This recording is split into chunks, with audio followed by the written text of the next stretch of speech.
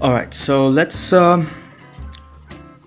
continue back on Digital Painting 102 part 2, where we will be just talking about values like shades of light and shadow and color.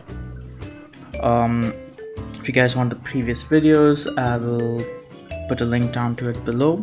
I will talk about the other stuff, observing lines, shapes, brush efficiency, edges, and so on.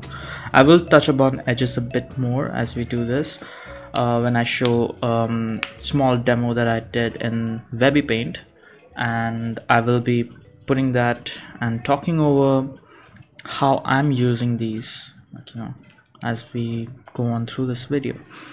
All right, so let's get on to it.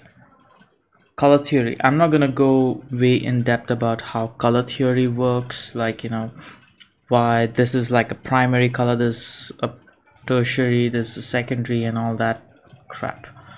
Okay, there are plenty of videos that talk about that, so I will not go over it. Okay, now what I'm going to talk about is how color mixing works here in digital spectrum. Okay, just remember that in the digital spectrum we have small LEDs that are basically like make up our small little tiny pixels on our monitors, and based upon the charge that we the processors, the graphic cards, and the hardware itself puts into those small pixels, we get the different hues of blue, green, okay, and red. Okay, and if there is a full charge, you get a white, and if it's no charge, you get a black. Now these are one of the reasons why if you guys see the old monitors, you get like a screen burn, basically where if you leave the screen on with a same image on your screen, it'll kind of like stick onto the image. That's one of the reasons why screensavers were invented, to counteract that, but technology goes on. That's kind of got rectified. All right, so going into this, let's talk about basic color harmonies. You got your monochromatic, you got your analogous, you got your complementary, you got your split complementary, you got your triadic, you got your tetradic, and you got your square. All complementaries. Really good painters that I've noticed, they stick with just monochromatic, complementary, analogous, and split complementary. They sometimes stretch triadic and stuff, but most of them, from my observation, they don't delve more into it, because the more colors you add into your painting, the more complex it's gonna be to execute it. Okay, so let's observe this. So what I have here is the RGB. Okay, now using the RGB tool is pretty simple. Now if you guys seen the older video, and if you guys are here after that, you might have noticed is that this guy told us to remove the HSB color sliders and set it to RGB. Why the hell would he do that? Why the hell would he say that, right? So here's the reason why. Firstly is I have problems seeing certain shades and of green, and kind of using this helped me counteract that. One, two, since our digital color spaces is called RGB, it makes sense for us to use the RGB sliders to mix colors, and I'll demonstrate that, how easy that is and how you can get really good color mixing going on. And you might not even do color pick, that's a really good way to see those things.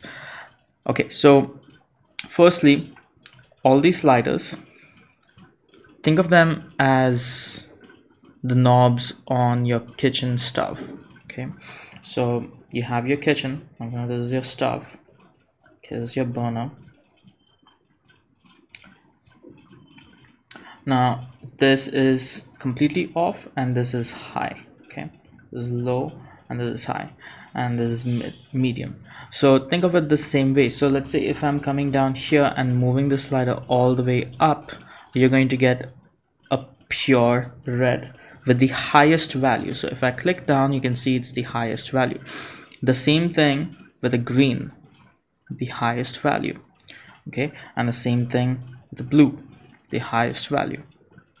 Okay, and when you push all these sliders up, you're going to get the highest heat, which is white. Okay, and if all of these sliders are towards the left side, it's all going to be black. So just by understanding how this thing works, you can create, like, your values are set. So let's say if I want to go from a nice dark to white, I can do that too. So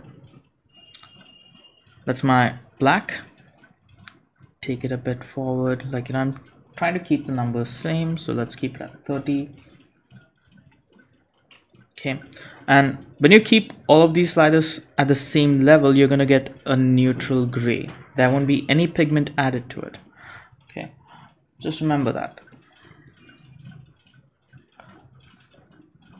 Sorry, that's 25, so it should be 40. Okay, and I can pump it up a bit, get it to 100. Okay, just to save on time, there, and push it way past the midsection, 182.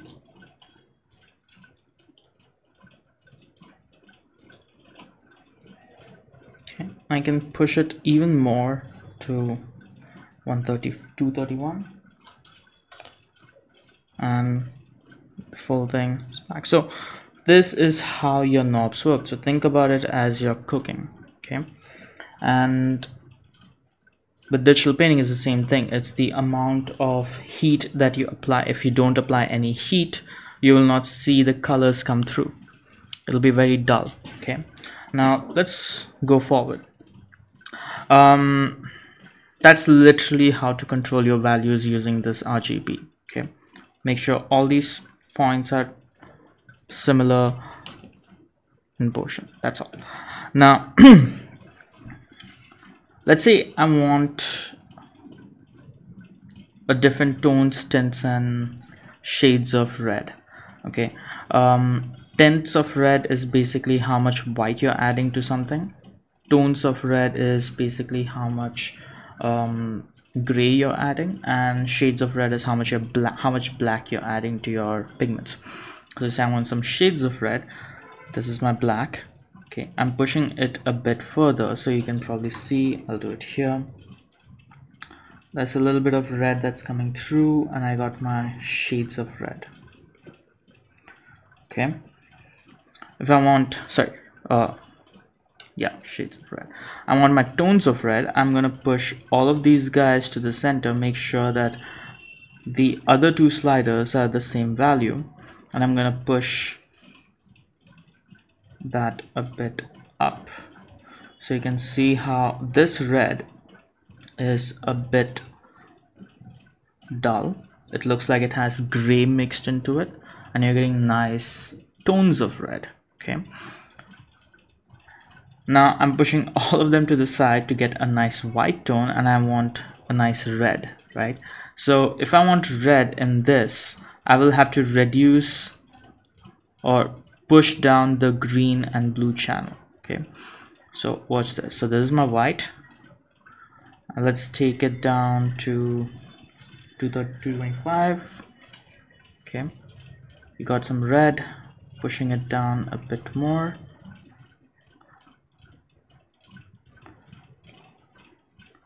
and there.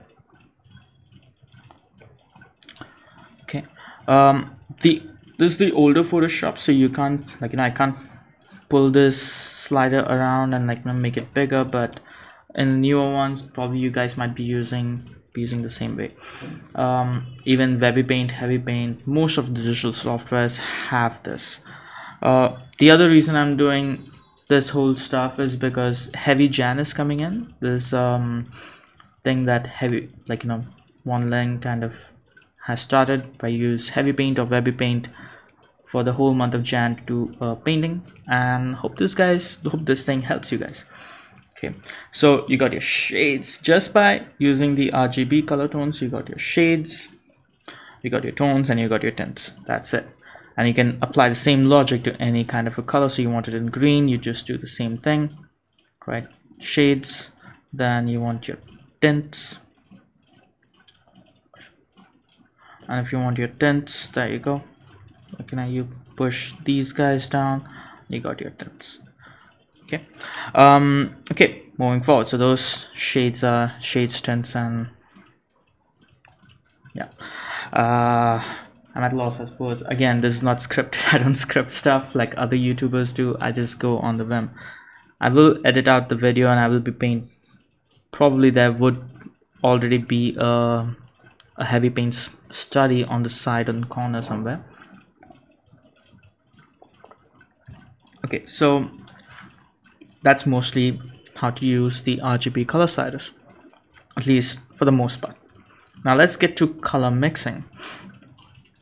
Alright, so color mixing. Now if you guys notice, I got a nice range of colors over here, and I did not use the RGB and if it's like on the HSB sliders. And if you notice, I don't even have a color wheel. You guys probably would have like a color wheel that you probably see it through and stuff, but yeah, I don't use a color wheel. So let's go see how I did this. Okay, so I have my red, I have my green, okay, and I have my blue. So let's say I want to go to a nice purple. I will pull up the red channel midway, and you can see the color kind of slide over to that purple tone. Okay, and now the only difference is that yellow is 2 stones of these two guys. So let me just come and put this here, and if I want a yellow and the RGB sliders, I'll be pushing in green as well. Okay, so that's the only difference. Now this, again, because of the technology that we're dealing with, it's not traditional media, and this is how digital color spectrum works. Alright, so now if I want to mix yellow to red to get an orange, all I'll do is push down on the yellow channel midway. If I want to go from these two sectors, I'll kind of push the greens up to there. Okay, probably even like push down the blue a bit, like so.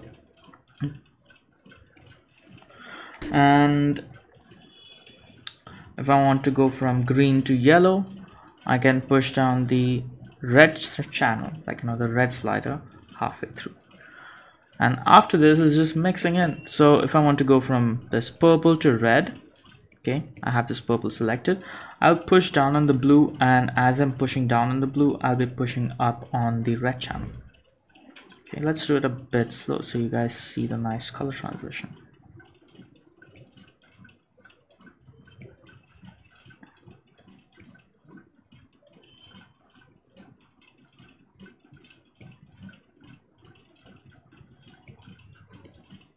Okay, same thing from here to there.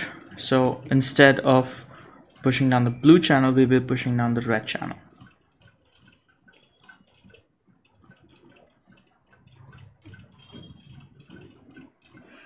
And from here to there, it's the same thing. I'll click on this guy and I'll increase the blue and reduce down the green.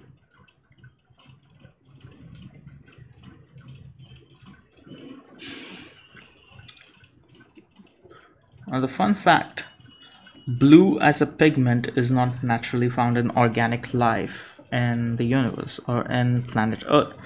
And that's one of the reasons why, like, early painters understood this, and one of the reasons why they kind of painted a lot of the holy relics and deities in blue. And blue was so hard to process that they kind of connotated it to the royal family because it was so expensive, as the only pigment that they could afford back in the day was ultramarine and other sorts of blue, which was really expensive to produce and manufacture.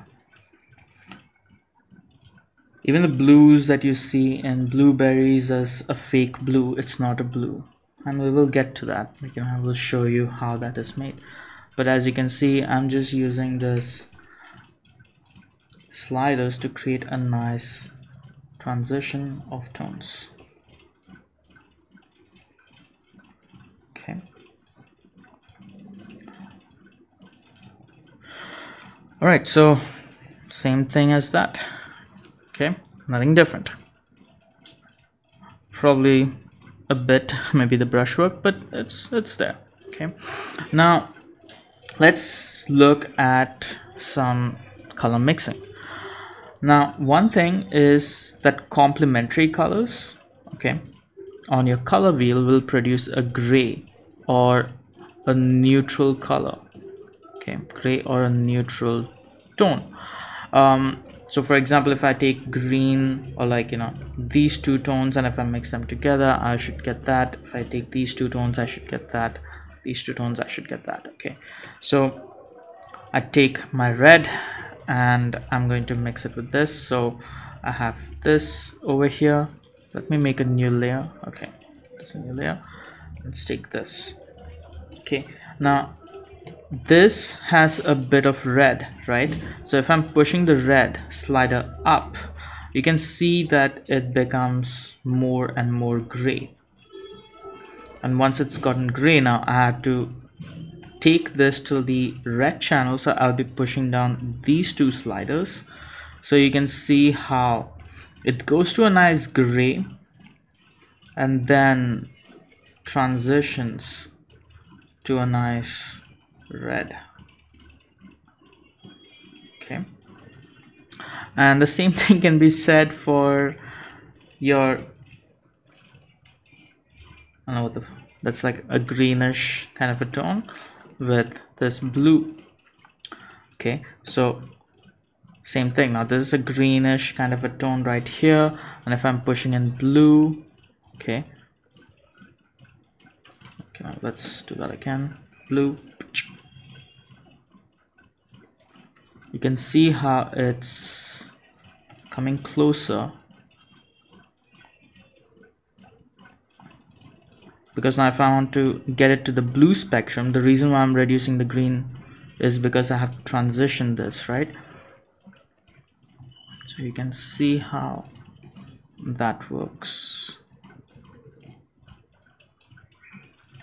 So if you're ever stuck with color theory, just watch this video again and again, and I swear to God, you guys will be good. Okay, there you go. That's literally it. So you got all your grays, all your nice sweet grays, and your nice pigments and stuff, just using this RGB tones.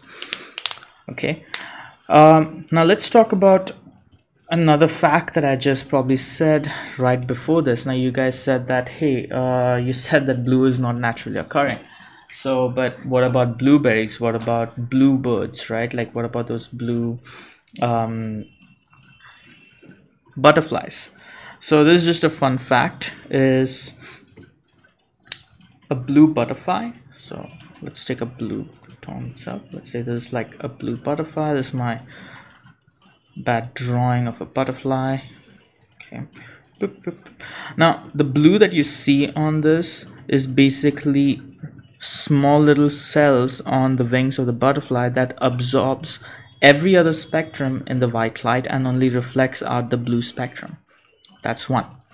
Second is blueberries. Okay, so let me just pull up some pictures of some blueberries, and you guys would be like, hey,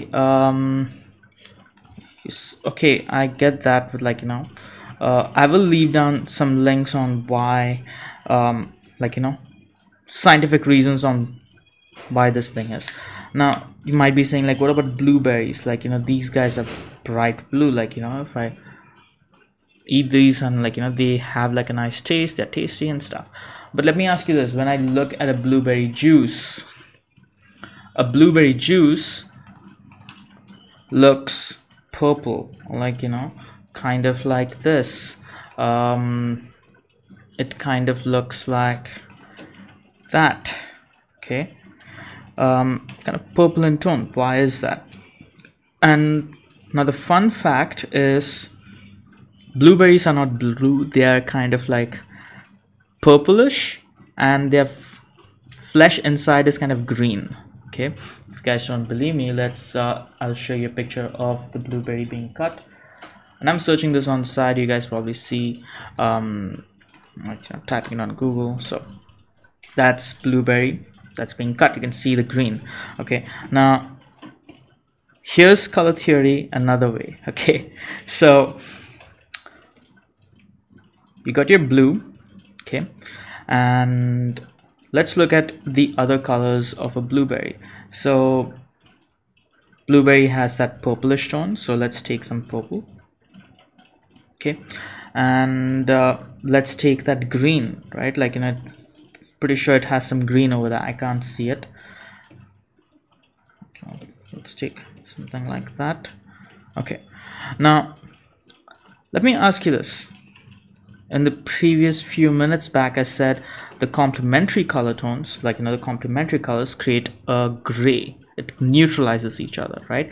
So a green is a mixture of blue and yellow. These two mixed together gives us a green. Okay, now a purple over here, okay, is a mixture of red and blue. Okay, so what's the complementary for the red? It neutralizes, right? What's the complementary for a purple? It neutralizes. So when I'm going to take this purple, okay, I'm going to take this green and I'm going to push in the values, it's just going to neutralize each other, and it's going to create this grayish kind of a tone. And the only spectrum, the same thing goes for the red and the green, and the only color spectrum that we are left is this blue. And that's one of the reasons why we see blueberries blue in color. Now take it from me, I've used this technique when I was painting with oil paints and acrylics back in art school, back when I was doing some artworks for the decorative market, like, you know, art galleries. Like, wasn't big but paid the bills. Stuff. I was poor, I needed to get blues and, like, you know, some tones. So I used to make do with what pigments that I have, and this is a very nice way that I used to create these colors and tones. I'm just giving it out for you guys as well. So if someone asks you like, hey, why is a blueberry blue but blue is not naturally occurring, now you guys know the answer. Okay, it's just an optical illusion. All right, so having said that, let's move on. So I will use the magic of for video editing to play a video, like, you know, expand the video that has already been painted and talk about color theory. Not color theory, like, you know, just on edges and lights. Okay, so continuing back from where we left off, you can probably see that I'm painting really slow. Okay, like, as this video was playing on the side, you might be seeing it's playing really slow. Now I'm just gonna time lapse it, kind of increase the speed a bit. Okay, and of course I'm using like a different recording software to record this audio, so there might be some changes. I'm still new to this whole making videos for YouTube thing, so please, yeah, excuse me on that. Alright, so in this process you can probably see that I kind of laid down some little brushwork right in the beginning, did a small sketch. Now if you notice, like, you know, in that sketch I just observed the subject matter, which was these oranges, and looked at that subject matter as if it's just shapes. I did not look at the lights, I did not look at the textures, I did not look at the colors, I just saw the shapes.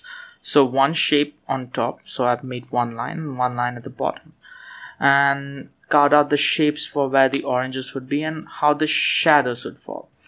Okay, now something important is learning how to divide your shapes, or learning how to observe your subject matter. Either you observe it in the form of light and shadows, or you observe it in the form of design, like, there's a circle, there's a triangle, there's a cube and whatnot, right? But since this is still life, I just divided it based on lights. And if you notice, I just knew that this orange is like, nice orangish in color, and there's a light that's coming in which is really strong, that's hitting from the right side. I did not think about the values. I did not think not about the values, but the shadows and how the bounce lights and all that stuff is gonna vary. I'm just dividing into simple big chunks. Then I kind of come down and I kind of lay down the base colors for how it's going to be. Now, my main important portion in this part, or when I'm doing this process, is not creating a lot of contrast between your light and shadow right from the beginning. You want the contrast level to be there, but not too much. It can just hover over this middle portion, like, it can be just a tones, like as we spoke before, just like in your grays, and it can be like a slight contrast over there. Of course, the reason why I used Webby Paint to do this study instead of Photoshop or Krita is because many people commented on my previous heavy paint videos saying that, hey, heavy paint is expensive, or I'm a student, I can't buy it. Now this is Webby Paint. This is a browser based application, as you can probably see, and I'm using the free beta version of this. I'm not paid. I would love to. I might buy it too. But yeah, so that's one of the reasons why I'm doing this study on Webby Paint, just to show that just based on the RGB sliders that I just spoke about before can be applied over here. Alright, so the basic shapes that I kind of lay down over here was in the tones, in the middle portion of your light spectrum, in the values, like it is in the grays, and now I'm slowly expanding it. So if you guys notice, there is this dark reddish tone on one of the pieces there. Now the value of that piece is more darker, it's more of a shade of red. And if you notice, I have added some extremely white light on the rims of the orange, right? It's not exactly white, but it's there, it's 90%. Now this is just for me to expand on how dark and how light my values are going to be. Okay, so always remember, start big shapes. Okay, whenever you're painting something, regardless of what software you use, always start in big shapes, big chunks, and reduce down your, not reduce, like increase that contrast slowly as you're building out the details. Okay, now I do see a lot of people using heavy paint and Webby Paint and painting some amazing detailed paintings. Now I do not use this software for that. I mostly use this to create studies, to practice whenever I'm waiting for a business meeting, or a pitch meeting with some investors or something like that. I just pull out my iPad or even my phone sometimes and just kind of squiggle around with it. Again, it's a really handy tool when you want to just play around with digital colors. Now, even this tool kind of gives you almost the same kind of tools as Heavy Paint. Okay, The only difference that I noticed is some of the tools, like, the polygon, the lasso tool, they kind of work differently. But that's fine, like, as long as you know how to use like one brush and know to use the RGB color tones, you can get away with by doing a lot. Like, you can do a lot with just that. Alright, so going ahead with this study, if you observed, whenever I need like a dark tone of a red or an orange, I push down only the green slider down and the red slider down.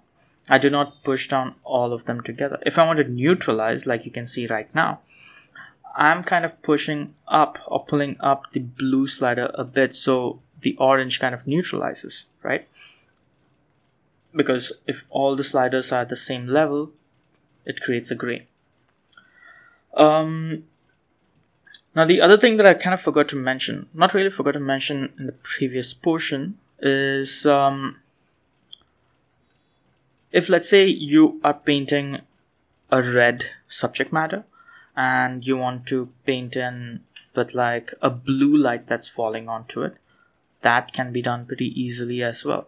In fact, it's much easier to use the RGB sliders to create that purple tones of light that is just hitting on this. So let's say if I want to change this entire painting and it's just done on one layer, right, like the light is going to be blue, all I'll do is see which areas the light is being, like the areas the light is hitting on, and I'll color pick the orange and push the blue slowly upwards, and so much so that I'll kind of push down on the green and red spectrum so that that blue kind of tones sit in nicely with that orangish areas. In fact, I will kind of project a version of it as I'm speaking. I'll probably have to do that and project it, but I'll project it right now, maybe on this area. Now, some people did shoot, like, reached out to me and messaged me saying that, hey, I like the video, but can you paint it in real time? Yes, I would love to paint all this stuff in real time, but right now this is more of an educational video and I'm kind of trying to cover a lot of topics. Now these are topics that I've learned over the years of studies, education, work, life experiences and stuff into like a 30-minute video. So it's tough to explain all of those things and put it into a non-time-lapse video. And if I just talk over it like that, it'll be very long. It'll be like 1 hour long. I will do non-time-lapse videos and talk about some other stuff that has been like, coming around, like AI and things like that. Yeah, that's for another time. Like AI is for another time, but right now we'll be just focused on this. Now, there are some cool things about this software. Is like, I love using the lasso tool. Now in the lasso tool, if you guys ever try, like, click on it and there are multiple different textures, and those textures get applied to where the lasso tool is. Now just a small little note here to warn is some textures do not kind of like, it works on some areas of the canvas, but if I go towards the upper portions of the canvas, it does not work. That's mostly it. But if I paint it just with the square texture, it works completely fine. Alright, so in my previous video on heavy paint, right, I told why to use this software for doing studies and to expand the way you see. Now, couple that topics that I covered on that video with this color mixing stuff, okay, and how to observe, like, dividing your subject matter into light and shadows and shapes. Imagine the possibilities. Now, of course, like, these colors that I'm kind of choosing, they're wrong. they're not correct. That's happening because I'm kind of color picking at some areas as well, but that's the magic of it, right? Like some areas are right, some areas are wrong, but it kind of makes you work really hard to get that painting done. But yeah, if you just don't color pick, and if you just use just the RGB sliders as I'm using right now, you can get some really good paintings, or like, you know, color studies out. So if you're trying to be a color artist, trying to be color key artist, knowing how to use the RGB sliders is very, very helpful. When I was working at Yash Raj Films, my lead, he asked me like, why are you using RGB sliders? I said I could not explain, because like, you know, I was working professionally. I thought like, if I say that I can't see some colors, it'll be like a hindrance to my career or what. It's a whole different story. But yeah, I did not say, and I was just like, you know, looking up solutions for like, you know, how I can see those pigments or know those pigments are there on the canvas, by just moving to the RGB sliders and just understanding how colors work in 3D. Like not 3D, like, you know, colors work digitally. Forgot to mention. So another thing is brushwork. So whenever you look at brushes, like, you know, oh, where should I use hard edges, where should I use soft edges, and where should I use lost edges?